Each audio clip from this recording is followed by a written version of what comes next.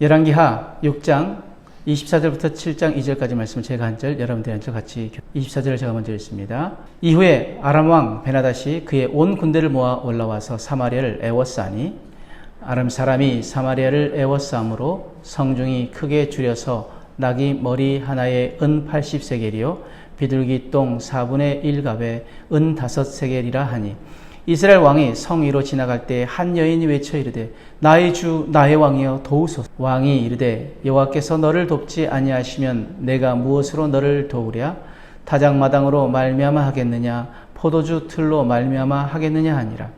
또 이르되 무슨 일이냐 하니 여인이 대답하되 이 여인이 내게 이르기를 네 아들을 내놓으라. 우리가 오늘 먹고 내일은 내 아들을 먹자 하매 우리가 드디어 내 아들을 삶아 먹었더니 이튿날 내가 그 여인에게 이르되 네 아들을 내놓으라. 우리가 먹으리라 하나 그가 그의 아들을 숨겼나이다 하는지라. 왕이 그 여인의 말을 듣고 자기 옷을 찢으니라. 그가 성 위로 지나갈 때 백성이 본즉 그의 속살에 굵은 배를 입었더라. 왕이 이르되 사밧의 아들 엘리사의 머리가 오늘 그 몸에 붙어 있으면 하나님이 내게 벌 위에 벌을 내리실지로다 하니라. 그때 엘리사가 그의 집에 앉아 있고 장로들이 그와 함께 앉아 있는데 왕이 자기 처소에서 사람을 보냈더니 그 사자가 이르기 전에 엘리사가 장로들에게 이르되 너희는 이 살인자의 아들이 내 머리를 베려고 사람을 보내는 것을 보느냐? 너희는 보다가 사자가 오거든 문을 닫고 문 안에 들이지 말라. 그의 주인의 발소리가 그의 뒤에서 나지 아니하느냐 하고 무리와 말을 할 때 그 사자가 그에게 이르니라. 왕이 이르되 이 재앙이 여호와께로부터 나왔으니 어찌 더 여호와를 기다리리요? 엘리사가 이르되 여호와의 말씀을 들을지어다. 여호와께서 이르시되 내일 이맘때 사마리아 성문에서 고운 밀가루 한 수알을 한 세겔로 매매하고 보리 두 수알을 한 세겔로 매매하리라 하셨느니라. 그때에 왕이 그의 손에 의지하는 자 곧 한 장관이 하나님의 사람에게 대답하여 이르되 여호와께서 하늘의 창을 내신들 어찌 이런 일이 있으리요 하더라. 엘리사가 이르되 네가 네 눈으로 보리라. 그러나 그것을 먹지는 못하리라 하니라.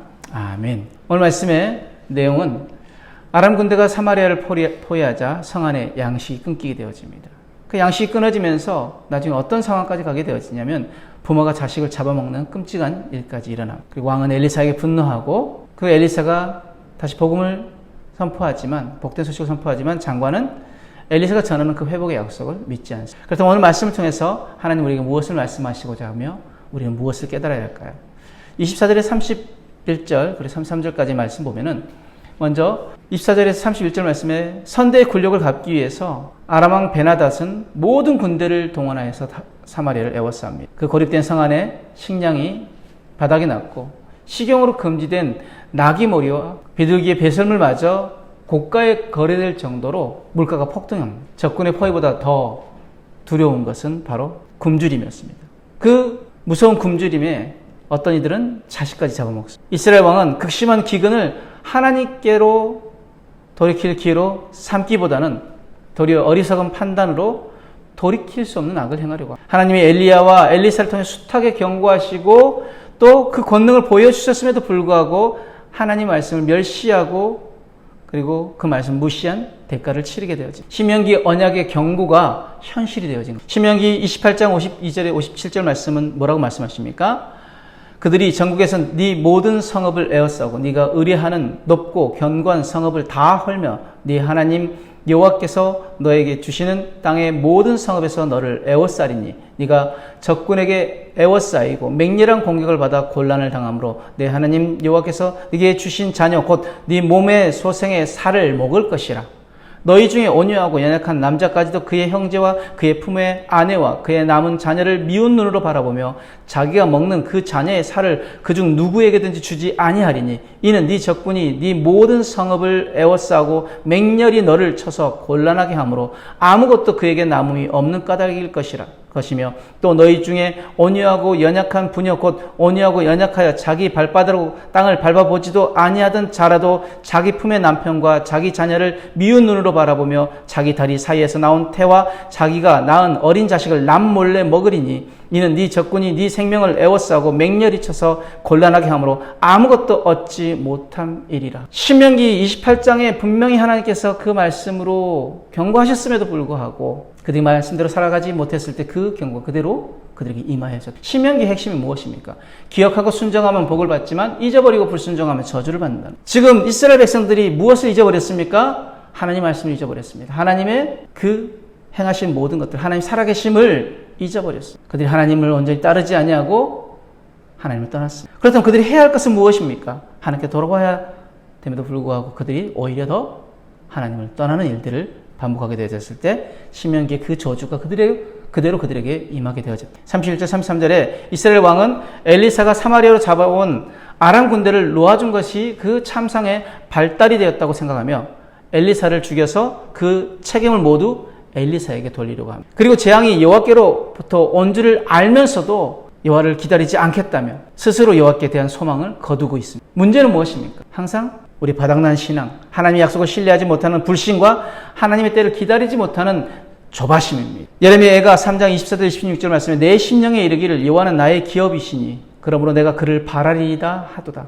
기다리는 자들에게나 구하는 영혼들에게 여호와는 사람이 여호와의 구원을 바라고 잠잠히 기다림이. 하나님은 기다리는 자에게나 구하는 영혼들에게 선하시다고 말씀하십니다. 선하신 하나님께서 그 구하는 것들을 들으시고 우리의 작은 신음에도 응답하시는 하나님께서 그것을 들으시고 응답하시고 하나님의 때 하나님 방법으로 이루십니다. 그래서 사람이 여호와의 구원을 바라고 잠잠히 기다림이 좋다라고 예레미야의 예가를 통해서 우리에게 말하고 있습니다. 시편 37편 4절 9절 말씀에 또 여호와를 기뻐하라. 그가 네 마음의 소원을 너에게 이루어 주시리로다. 내 길을 여호와께 맡기라. 그를 의지하면 그가 이르시고 내 의를 빛같이 나타내시며 네 공의를 정오의 빛같이 하시리로다. 그러면서 뭐라고 말합니까? 시편 기자가 여호와 앞에 잠잠하고 참고 기다리라. 여호와 앞에 잠잠하고 참고 기다리라. 잠잠하라는 것은 무엇입니까? 우리의 소리를 내지 말라는 것입니다. 우리가 무엇을 해보려고 안절부절 하지 말라는 것입니다. 참고 기다리라고 말씀하십니다. 자기의 길이 형통하며 악한 꾀를 이루는 자 때문에 불평하지 말지어다. 분을 그치고 노를 버리며 불평하지 말라. 오히려 악을 만들 뿐이라. 그 모든 상황 가운데서 왜 이것이 나에게 일어났냐고, 왜 이런 일들이 나에게만 일어났냐고 불평 원망하는 것이 아니라 뭐하라고 하십니까? 잠잠하고 참고 진실로 악을 행하는 자들은 끊어질 것이나 여호와를 소망하는 자들은 땅을 차지하리라. 아멘. 하나님을 소망하는 자들, 즉 하나님이 행하실 것을 알고 하나님이 이루실 것을 믿고 하나님 앞에 모든 삶의 문제들을 맡기고 잠잠하고 참고 기다리는 자에게 하나님이 무엇을 허락하십니까? 땅을 허락하십니다. 그 땅이라는 것은 무엇입니까? 기업입니다. 그 기업이 무엇입니까? 하나님이 약속하신 그 약속의 선물들이. 하나님이 그 약속하신 모든 것들을 이루어 가시는데 왜 우리가 참지 못하고 기다리지 못합니까? 왜 우리가 조바심 냅니까? 다른 것이 아니라 우리의 믿음이 연약해져. 우리의 믿음이, 우리의 신앙이 바닥을 치고 있기 때문이라. 그럼 왜 우리의 신앙이 바닥치고 있습니까? 왜 우리의 믿음이 연약해졌습니까? 하나님께 소망을 두지 않기 때문에. 그러면 왜 하나님께 소망을 두지 않습니까? 계속 드리는 말씀이지만 이 예레미야를 통해서 열왕기하를 통해서 계속 드리는 말씀이지만 다른 것이 아니라 하나님께 소망을 두지 못했기 때문에, 하나님 바라보지 못했기 때문에. 왜 하나님을 바라보지 못합니까? 세상의 염려와 세상 것들 때문에. 그것들 때문에 더 두려움에 빠지게 되어지고 거기서 눈을 들어 하나님 바라보아야 하는데 더 세상을 더 바라보고 더 빠져들어가는 것입니다. 7장 1절 2절 말씀에 엘리사는 왕에게 내일이면 사마리아의 곡식이 충분히 유통되고 굶주림에서 벗어날 것이라고 전합니다. 하지만 왕의 전령인 장관은 엘리사가 선포한 하나님의 공급이 불가능하다고 빈정거립니다. 그 희망을 꺾는 것은 바로 말씀의 부재가 아니라 말씀에 대한 불신입니다. 말씀 믿지 못하기 때문에. 믿음이 없으면 말씀이 주는 희망을 품을 수 없고 희망이 현실이 되는 것도 볼 수 없습니다. 믿음이 없으면 말씀이 분명 우리에게 들려지는데도 불구하고 그 말씀에 대해서 소망을 갖지 못한다는 거죠. 그리고 하나님이 이루실 것에 대한 그 희망도 갖지 못한다는 거죠. 히브리서 11장 6절 말씀에 믿음은 바라는 것들의 실상이요 보이지 않는 것들의 증거니 선진들이 이로써 증거를 얻었느니라. 믿음이 없이는 하나님을 기쁘시하지 못하나니 하나님께 나아가는 자는 반드시 그가 계신 것과 또한 그가 자기를 찾는 자들에게 상 주시는 이심을 믿어야 할지니라. 아멘. 11장 1절과 6절 말씀에 분명히 믿음이 없이는 하나님을 기쁘시게 하지 못한다라고 말씀하십니다. 믿음 바라는 것들이 실상이고 보지 못하는 것들이 증거라고 말씀하십니다. 그러면서 뭐라고 말씀하십니까? 하나님께 나가는 자는 그가 계신 것과 그가 자기를 찾는 자들에게 상 주시는 이심을, 상 주시는 이심을 이라고 말씀하실 때 그가 찾는 자들에게 하나님께서 응답하시는 이심을 믿어야 할 줄 믿습니다. 야고보서 1장 6절 8절 말씀에 오직 믿음으로 구하고 조금도 의심하지 말라. 의심하는 자는 마치 바람에 밀려 요동하는 바다 물결 같으니 이런 사람은 무엇이든지 주께 얻기를 생각하지 말라. 두 마음을 품어 모든 일에 정함이 없는 자로다.